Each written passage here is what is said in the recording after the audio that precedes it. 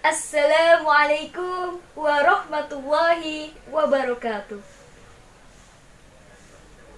Alhamdulillahirabbil alamin. Wassalatu wassalamu ala asrafil anbiya'i wal mursalin wa ala alihi wa sahbihi ajma'in. Qala Allah Ta'ala fil Qur'anil Karim, a'udzu billahi minasyaitonir rajim. Bismillahirrahmanirrahim. Subhanalladzi asra bi'abdihi la illam minal masjidil harami ilal masjidil aqsal ladzi barakna haulahu linuriyahu min ayatina innahu huwas samiul basir. Shadaqallahul azim. Amma ba'd. Pertama-tama, marilah kita panjatkan puji syukur kehadirat Allah Subhanahu wa Ta'ala yang Maha Pengasih lagi Maha Penyayang, yang sudah memberi kita beribu-ribu kenikmatan, baik nikmat iman serta Islam, dan ditambah lagi nikmat sehat walafiat, hingga pada hari ini kita bisa berjumpa kembali dalam kajian ilmu tanpa ada satu rintangan atau kurang satu apapun. Selawat dan salam semoga tercurah limpahkan kepada junjungan kita Nabi Agung Muhammad Sallallahu Alaihi Wasallam yang telah mengantarkan umat manusia dari peradaban hidup yang jahiliyah menuju pada peradaban hidup yang modern, yang penuh dengan kemajuan ilmu pengetahuan dan teknologi seperti yang kita rasakan pada saat ini. Semoga kita semua termasuk hambanya yang taat, yang berhak mendapatkan syafaatnya di hari akhir kelak. Amin ya robbal alamin. Hadirin yang insya Allah dirahmati oleh Allah Subhanahu wa Ta'ala. Pada kesempatan kali ini, izinkan saya sedikit menyampaikan kajian ilmu yang bertemakan tentang sabar. Namun pepatah mengatakan bahwa tak kenal maka tak sayang, maka izinkan saya untuk memperkenalkan diri terlebih dahulu. Perkenalkan, nama saya Eva Juniati Kahandayani. Saya berasal dari Kota Kuningan. Sebelum kita memasuki materi mengenai sabar ini, izinkan saya membacakan pantun sebagai pembukaannya. Naik motor ke kota Medan, delmannya ditarik kuda. Jika amarah mendatangi jiwa, sabar itu adalah kuncinya. Naik delman di Yogyakarta, tidak lupa membeli mangga. Sabar adalah cahaya iman, sedangkan syukur adalah perhiasannya. Hari Minggu naik pesawat tujuan Surabaya. Jika hati dilanda sakit, sabar dan ikhlas itu obatnya. Seberkas cahaya melintas malam yang indah. Jika musibah menimpa, maka bersabarlah. Memancing ikan di sungai, umpannya memakai koin. Jadikan sabar sebagai perisai, segala masalah akan terselesaikan. Hadirin yang insya Allah dimuliakan oleh Allah Subhanahu wa Ta'ala. Melatih kesabaran memanglah sangat berat.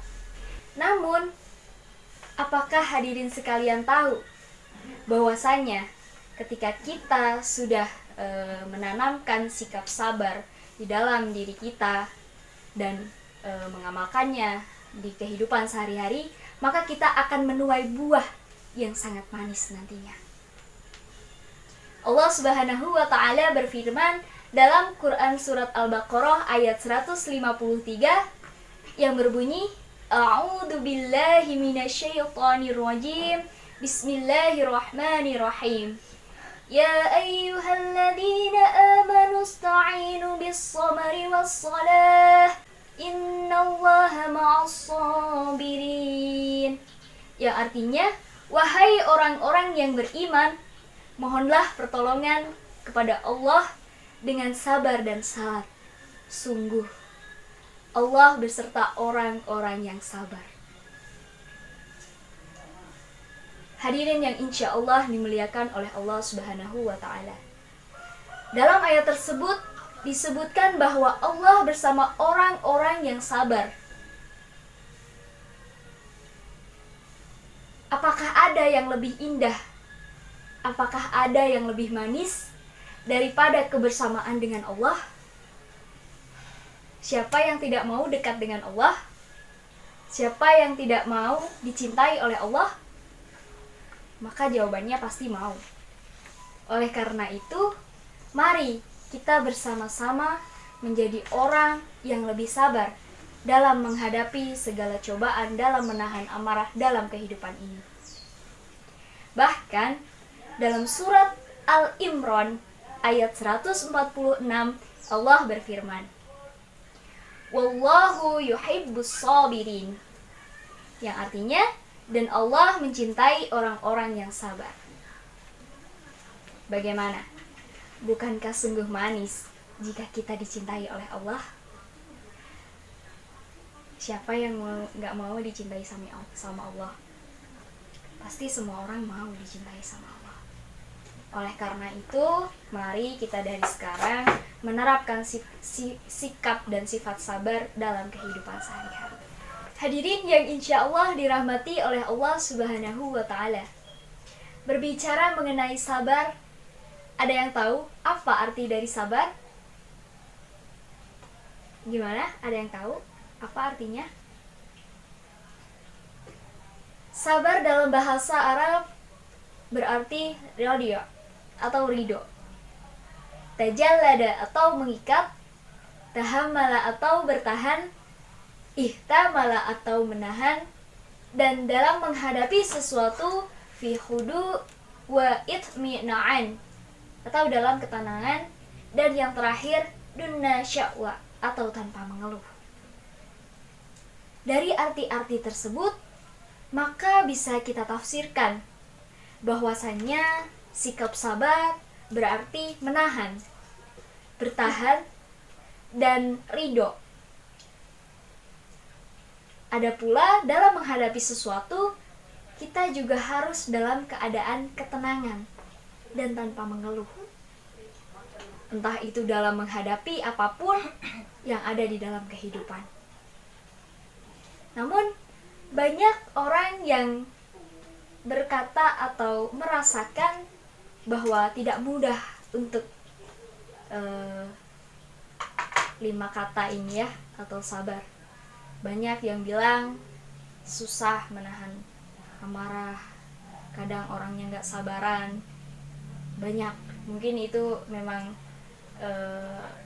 saya sendiri dan hadirin mungkin juga mengalaminya. Namun untuk mencapai tingkatan sabar ini tentu tidaklah mudah.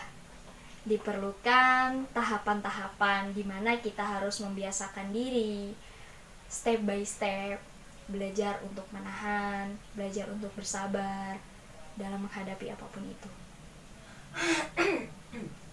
Allah berfirman dalam surat Al-Baqarah ayat 45 yang berbunyi, A'udzu billahi minasyaitonir rajim. Bismillahirrahmanirrahim. Wasta'inu bis-sabri was-salah wa innaha lakabiratun illa 'alal khashi'in. Shadaqallahul adzim. Yang artinya, dan mohonlah pertolongan kepada Allah dengan sabar dan salat, dan salat itu sungguh berat kecuali bagi orang-orang yang khusyuk. Dalam ayat tersebut terdapat kata-kata salat itu sungguh berat. Apakah hadirin tahu mengapa itu sungguh berat? Karena sebagaimana arti bahasanya sendiri, dalam bersabar kita harus menahan diri dan bertahan dari hal-hal yang menggoda kita, dari hal-hal yang tampaknya menyenangkan dan memberikan kesenangan. Padahal terkadang kesenangan dan kenikmatan itu membuat kita lalai sehingga kita sulit untuk menahan sabar. Contohnya, ketika sholat asar menjelang, kita sudah berwudu, namun tiba-tiba teman kita datang mengajak kita untuk membeli bakso. Eva, ayo beli bakso. Kayaknya enak nih jam segini makan bakso. Saya pun di situ merasa tergoda. Wah, iya ya, jam segini pas lagi lapar-laparnya gitu kan. Pengen deh makan bakso. Dari situ kesabaran kita diuji. Hanya sebuah ajakan makan bakso.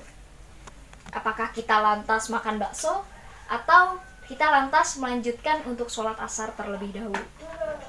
Maka jawabannya itu tergantung pada teman-teman. Mungkin ada juga yang pernah mengalami hal seperti itu. Jika kita mampu menahan amarah kita, kesenangan sesaat itu, kita sholat dulu baru makan bakso, maka itu patut diacungi jempol. Karena makan bakso itu kan bisa nanti-nanti, sedangkan sholat itu tidak bisa dinanti-nanti. Seperti itu. Selanjutnya, kita akan berbincang atau berbicara mengenai jenis-jenis kesabaran. Jika kita berkaca dari kisah Nabi Yusuf alaihissalam dalam Al-Quran, setidaknya ada 3 jenis kesabaran yang harus kita asah dalam diri kita. Yang pertama, yaitu sabar dalam menahan amarah. Yang kedua, sabar dalam melawan godaan nafsu. Dan yang terakhir, sabar dalam menghadapi cobaan. Baiklah, apakah hadirin sekalian sudah bisa menerapkan 3 jenis kesabaran itu? Mari kita ulas bersama-sama satu persatu dari 3 jenis kesabaran itu. Yang pertama, yaitu sabar dalam menahan amarah. Kita flashback dengan kisah Nabi Yakub atau ayah dari Nabi Yusuf alaihissalam, bahwa saat itu beliau menerima kabar Nabi Yusuf dimakan oleh serigala. Lalu apa yang dikatakan oleh Nabi Yakub ketika mendengar anaknya katanya dimakan serigala? Beliau berkata, fasabrun jamil. Hal ini juga terekam dalam Quran Surat Yusuf ayat 189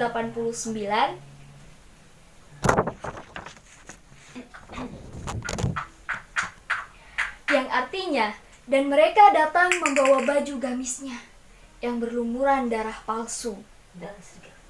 Dia Yakub berkata, sebenarnya hanya dirimu sendirilah yang memandang baik urusan yang buruk itu. Maka hanya bersabar, itulah yang terbaik bagiku. Dan kepada Allah saja memohon pertolongannya terhadap apa yang kamu ceritakan.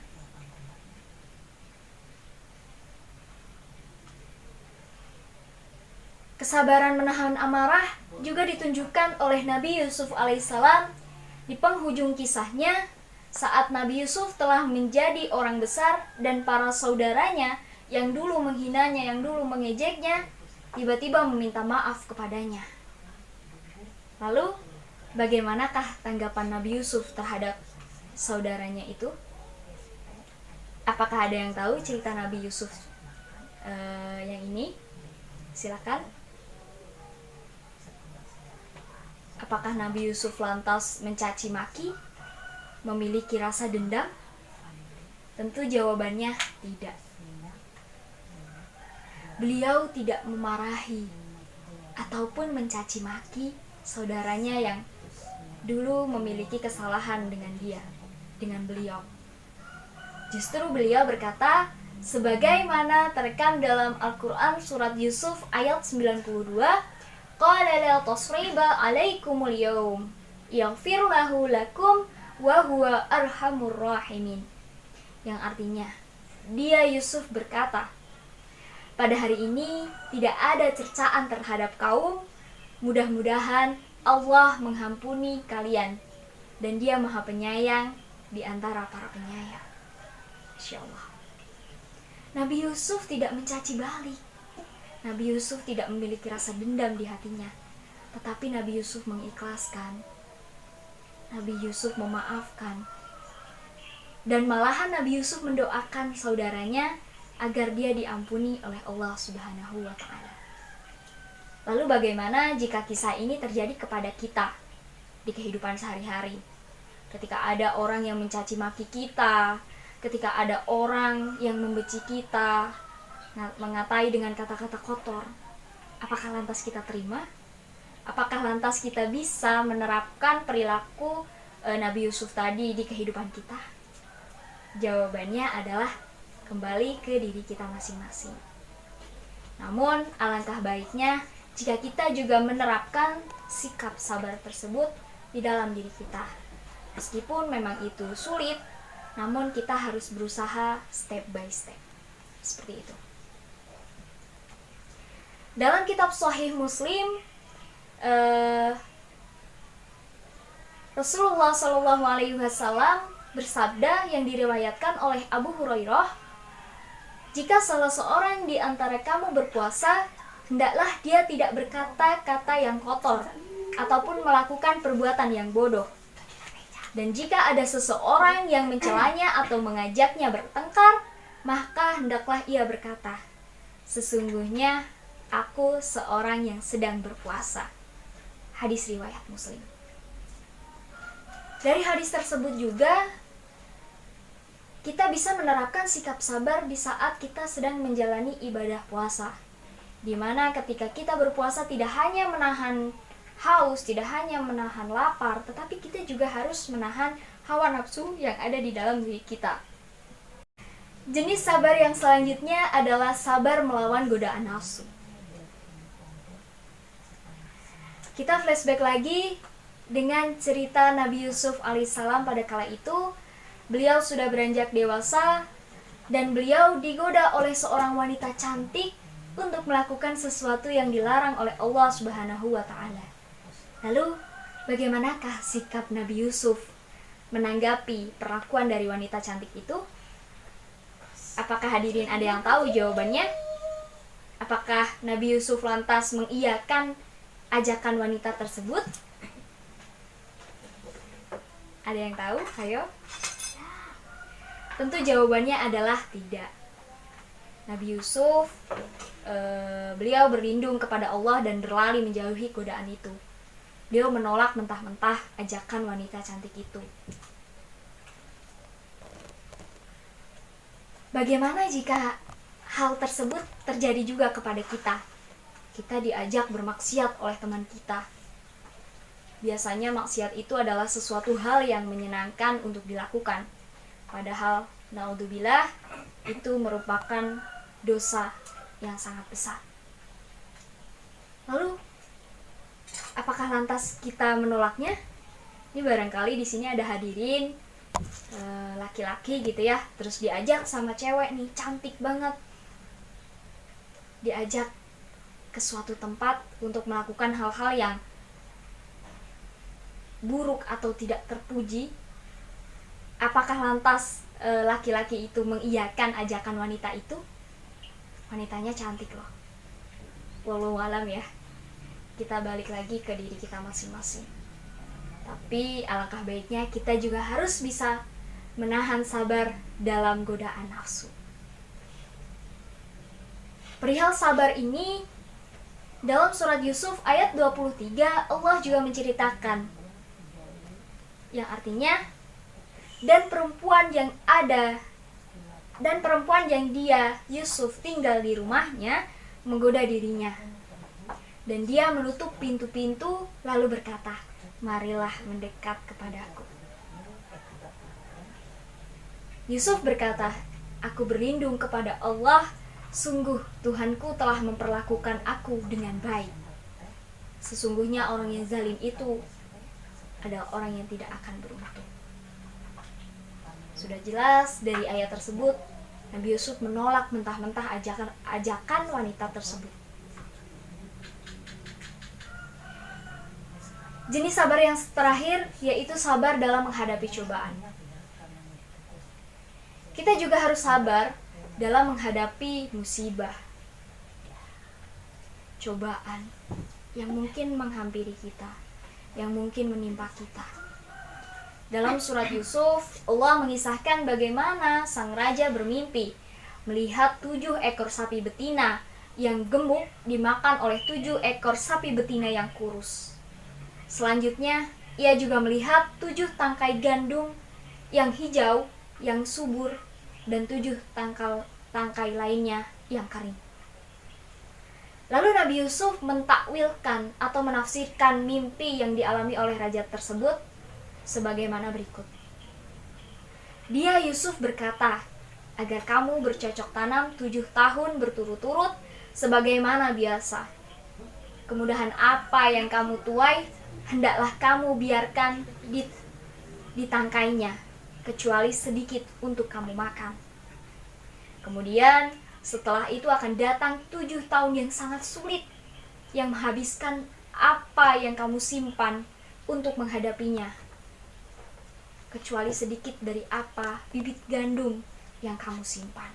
Setelah itu akan datang tahun di mana manusia diberi hujan dengan cukup, dan pada masa itu mereka memeras anggur. Quran surat 74-49. Dari kisah itu dapat kita petik pelajaran bahwasanya setelah masa yang sulit maka akan datang masa kemudahan. Ketika kita bersabar 7 tahun kita mengalami krisis, namun kita tetap tawakal, tetap bersabar, Allah pasti akan menggantikan buah kesabaran kita dengan sesuatu yang tidak terduga-duga. Begitu juga dengan kita. Apabila cobaan itu datang menghadapi kita, marilah terus mencoba untuk ikhlas. Marilah kita terus mencoba untuk bersabar.